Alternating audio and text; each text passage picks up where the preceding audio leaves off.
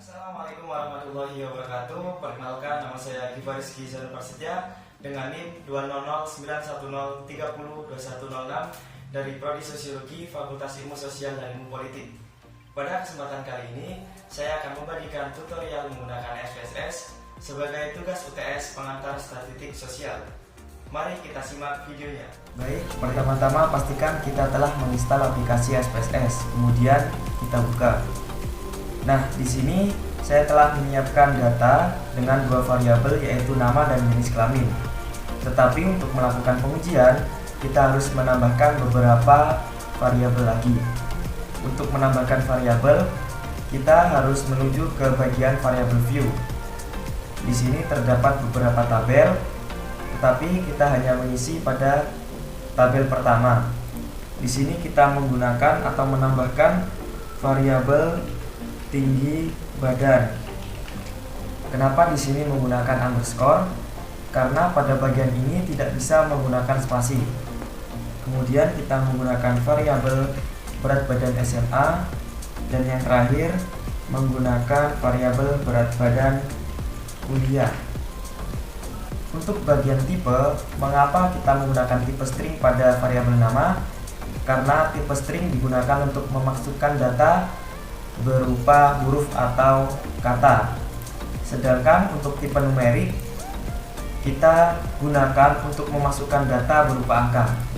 Kemudian di sini dalam variabel jenis kelamin, saya juga melakukan kode di mana kode 1 digunakan untuk jenis kelamin laki-laki, sedangkan kode 2 digunakan untuk jenis kelamin perempuan.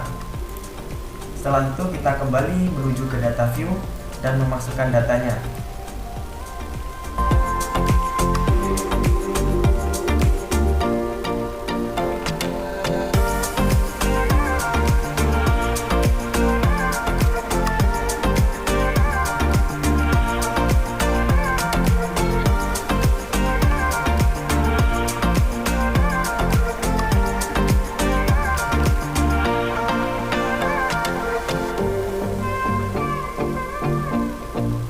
Di sini saya menggunakan data dari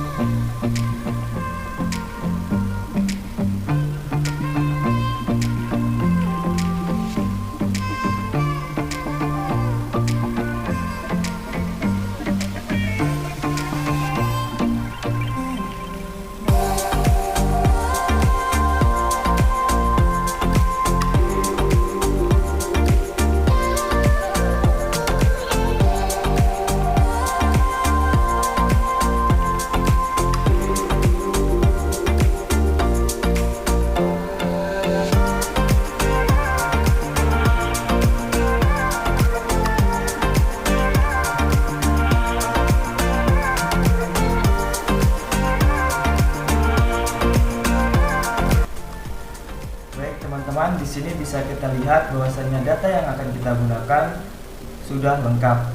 Untuk langkah selanjutnya, kita akan menguji data tersebut menggunakan one simplicity test. One simplicity test sendiri digunakan untuk menguji rata-rata suatu variabel tunggal yang akan dibandingkan dengan suatu nilai konstanta tertentu. Langkah-langkahnya, kita klik analyze, compare means, kemudian one simplicity test. Di sini kita akan melihat atau menguji tinggi badan mahasiswa apakah melebihi 150 cm. Untuk tes value-nya kita menggunakan 150 cm. Kemudian klik OK. Nah, setelah itu akan muncul output seperti ini.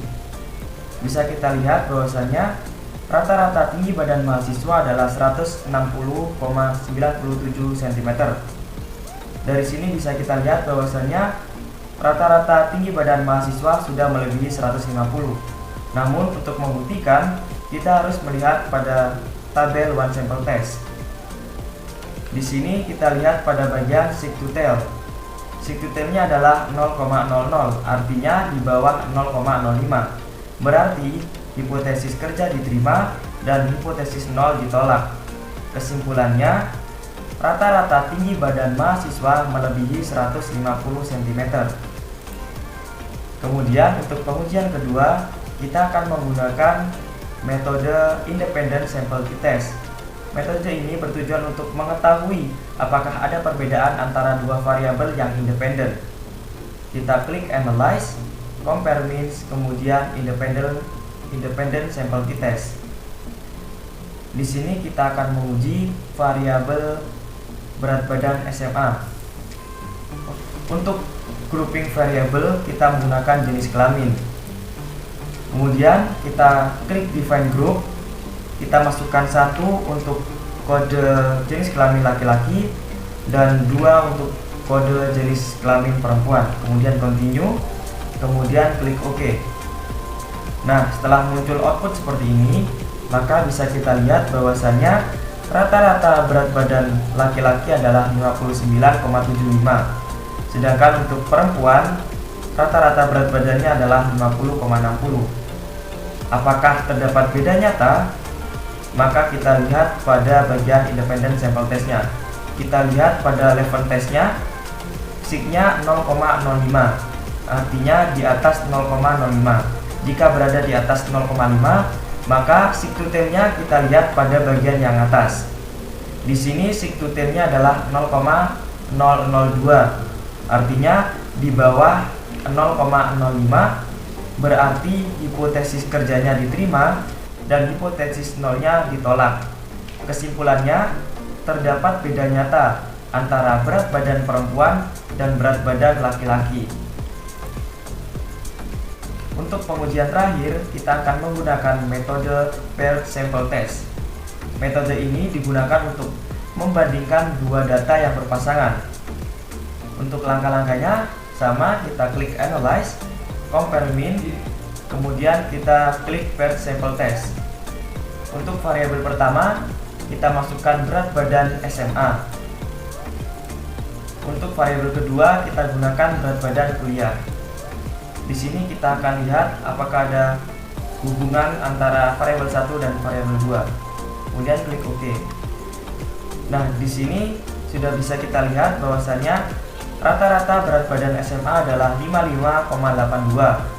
Untuk berat badan kuliah rata-ratanya adalah 59,57. Nah, kemudian kita lihat pada paired sample correlation. Korelasi antara berat badan SMA dan berat badan kuliah adalah 0,96, yang artinya sangat kuat.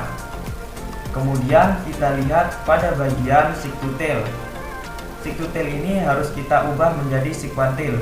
Caranya 0,00 dibagi menjadi 2, hasilnya 0,00, artinya di bawah 0,05. Berarti hipotesis kerja diterima dan hipotesis nol ditolak. Kesimpulannya, berat badan kuliah lebih berat daripada berat badan waktu SMA. Nah, baik, itulah teman-teman beberapa tutorial menggunakan MSS, menggunakan one simple t-test, independent simple t-test, kemudian yang terakhir adalah paired sample t-test. Untuk menyimpan data yang telah kalian buat, bisa kita langsung close, kemudian kita save. Nah, di sini kita bebas untuk memberi nama apa. Baik teman-teman, cukup sekian tutorial yang bisa saya berikan. Semoga bermanfaat untuk kita semua. Sekian dari saya. Wassalamualaikum warahmatullahi wabarakatuh.